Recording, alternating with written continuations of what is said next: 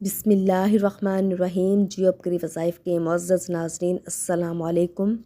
या हय्यू या क़य्यूम की इस वीडियो को लाज़मी लाइक करें, जियो अपकरी वज़ाइफ को लाज़मी सब्सक्राइब करें और अल्लाह ताला के 99 नामों में से कोई से 4 नाम लाज़मी कमेंट करें। आज का जो अमल है या हय्यू या क़य्यूम का अमल है। अगर आपके रिज़्क़ में बरकत नहीं है, रिज़्क़ में तंगी का सामना है, औलाद नाफरमान है, घर में लड़ाई झगड़े हैं, जादू जिन्नात का मसला है, आपको लग रहा है कि आपके रिज़्क़ में कारोबार में बंदिश है, तो आप ये अमल लाज़मी करें। अमल का तरीका कुछ यूँ है, 11 मरतबा रोज़ाना आपने 41 दिन तक ये जारी रखना है।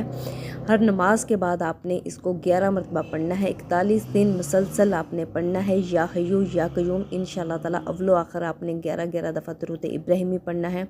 इसके बाद आपकी जो हाजत है, आपकी जो मुराद है, आप जो पाना चाहते हैं, अल्लाह ताला से दुआ करें, अल्लाह ताला आपको फैज़ याब करेंगे। जज़ाकल्लाह।